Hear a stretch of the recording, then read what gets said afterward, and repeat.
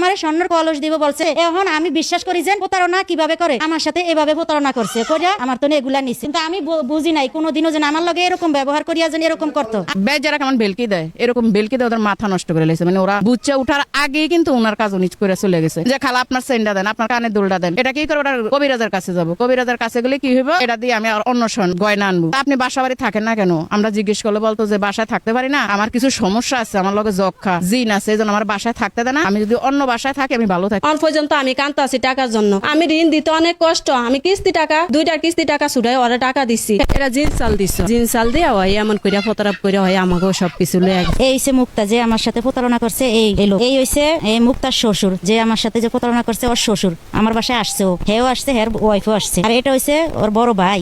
আর এটা হইছে এই যে আমার সাথে প্রতারণা করছে, হেরা এই দুজনই আমার বাসায় ছিল। আমার সাথে প্রতারণা করছে যে আমার সবকিছু লোভ লালসা দেখায়, আমার চেন কানের জিনিস, এরপরে আরো একজোড়া ছোট জিনিস টাকা। পড়ার সময় আমি বলতাম ঘটনা কি এরা যায় না খা, তখন অগরে যেভাবে বলছে যে খবরদার অগরে মানুষের কিছু বললো না, তাইলে তোমার ঘরে যে আমি গুপ্ত ধন দেবো এগুলি দিতে পারো না। আমার মোবাইলে দেখাইছে তোমাকে এই শূন্য দিব, এটা দিব টাকা লাগবো, 5 লাখ গেলে এত টাকা তোমাকে শূন্য দিব। আমার মোবাইলে দেখায়, আমার পরিবার দেখায়, আমার ঘরে প্রতারণার শিকারে পালাইছে। আমি অনেক টাকা দিলাম, টাকা দেওয়ার পরে 5 লাখ পর্যন্ত আমি টাকা দিচ্ছি। আমার বাসাতে ছিল 3 মাস, অগ বাসাতে ছিল 2 মাস।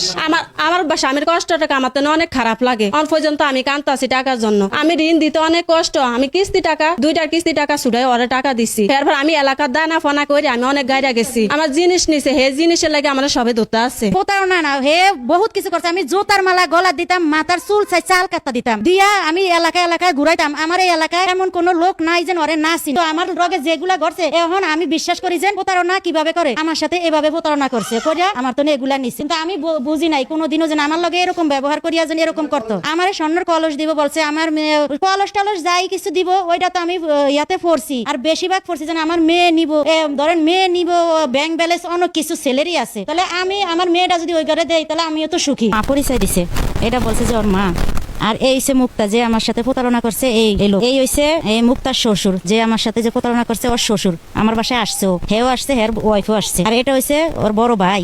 আর এটা হইছে এই যে আমার সাথে প্রতারণা করছে, হেরা এই দুজনই আমার বাসায় ছিল, এই দুজনই ছিল আমার বাসায়। ওর নাম আলামিন। আর আমার মেয়ে নিব বলছে যে এইটা ছেলে দেখাইছে, যে এই ছেলের তো আমার মেয়ে দিব। জি না, আমি এখানের কাউকেই দেখি নাই, ফোনেই দেখছি, খালি এই ওনারে দেখছি আমার বাসায় আসছে তখন আমি দেখছি। আর ওনার ওয়াইফ সহকারে আমার বাসা অসুস্থ বান করে আমার কাছ থেকে নিচে একটা 10 আনা স্বর্ণের একটা গলার চেন নিছে, আর 8 আনা স্বর্ণের কানের দুল রাখা আমি নভেম্বর মাসে টাকা দিচ্ছি 50,000 টাকা। আর 6 আনা স্বর্ণের কানের জিনিস নিছে এক জোড়া, আর টাকা নিছে 10,000 টাকা ওর বাবার মারা গেছে আর কাফনের কাপড় কেনার জন্য। না, আমারে বলছে যে আমি এইগুলা আমি নেই, আমি এরসে ডাবল দিমু, আমি 2টা দিমু, এরকম করে যে কটা নিয়ে আমি এরসে ডাবল দিমু। আমি দিছি যে বেশিরভাগ বিশ্বাস করে দিছি যে আমার মেয়ে দেখছে, ওরা আমার মেয়ে সব রকমের কথাবার্তা চলছে আমার মেয়ের নিব করে। পরে বুঝি যে যখন আমার বাসার তো ওরা আমার বাসায় 2 মাস থাকার পরে এগুলা নিয়ে যাওয়ার পরে আমার এই রমজান ঈদ আসার পরে আমার রমজানের ভিতরে পুরো রমজানে আমার দাওয়াত করে যে খালু আমার আর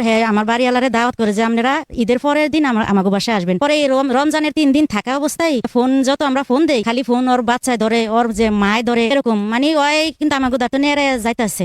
যারা কেমন বেলকি দেয়, এরকম বেলকি দেয় ওদের মাথা নষ্ট করে লেগেছে। মানে ওরা বুঝছে উঠার আগেই কিন্তু ওনার কাজ উনি করে চলে গেছে। যখন 1 মাস হলো তখন আমার থেকে টাকা নেওয়া ধরছে। আমার মোবাইলে দেখাইছে তোমাকে এই শূন্য দিব, এটা দিব টাকা লাগবো, 5 লাখ গেলে এত টাকা তোমাকে শূন্য দিব। আমার মোবাইলে দেখায়, আমার পরিবার দেখায়, আমার ঘরে প্রতারণার শিকারে পালাইছে। আমি অনেক টাকা দিলাম, টাকা দেওয়ার পরে 5 লাখ পর্যন্ত আমি টাকা দিচ্ছি। আমার সবকিছু লোভ লালসা দেখায়, আমার চেন কানের জিনিস, এরপরে আরো একজোড়া ছোট জিনিস কানের জাপটা 2 জোড়া, গলার চেন, আর এই ছোট 1 জোড়া ঋণ না কি ছোট 1 জোড়া নিছে, এই 4 জোড়ার কথা চলাফিরা ধরেন একজন লাগে যেন কইছে এতিয়ে মহরি বেশে এতিয়ে চলাফিরা করতে ধরেন মানুষে কে কিছু করলে হিয়ারে ধরেন জব্দ করে লইতো। ওর আঙ্গ বোর বাইর ভিতরে সার্কি দিব, সার্কি দেওয়ার লাই এরা আদা সিনাশা আনি দিছে, এই সিনাশার সরপশন পার করছে। এই লোকটাকে দেখে আমার প্রথম থেকে একটু সন্দেহ হয়েছে। সন্দেহ হওয়ার পর আমি তখন ইসমাইলের জিজ্ঞাসা করলাম উনি কে, তো ইসমাইল বলছে যে আমার ভাই রাখছে, উনি আমার এই সব বোন সম্পর্ক। পরে এখন শুনি যে ইসমাইলের থেকে 20-30 লাখ টাকা নিছে, অগর থেকে অনেক টাকা পয়সা নিচে দিছে।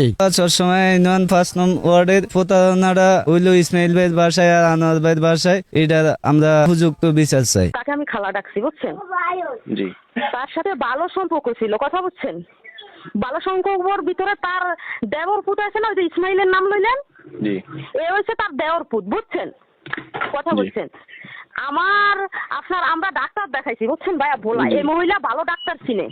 জি, হ্যাঁ। এখানে সেটা আমার থেকে ফানা দেন না, কথা বুঝছেন, সে আমার নামে অভিযোগ করতেছে, সে আমার থেকে ফানা দেন না, সে দিল্লি বইলোক, তার কোনো ভয় নেই, আমি তো আসামি, কথা আমার বুঝতে চেষ্টা করেন ভাই। যদি আমি তাদের সাথে এরকম একটা কোনো দুর্ঘটনা করতাম তাহলে আমি এই সিমটা এখনো বর্তমানে এখনো চালু রাখতাম। না, আমরা আপনার স্বামী যে আলামিন ওনার ফোনে ফোন দিয়েছিলাম, ওনার ফোনও বন্ধ পাইছিলাম। শুনেন ভাই, আমি একটা করি, চুরিও করিনি ডাকাতিও করিনি, যদি করতাম তাহলে এই সিম আর আপনার সাথে এরকম কথা বলতাম না, আমাকে বুকে সাহস আছে, ঠিক আছে, কথা বলতে আচ্ছা পারবো। ঠিক আছে, ঠিক কথা আছে। বুঝছেন?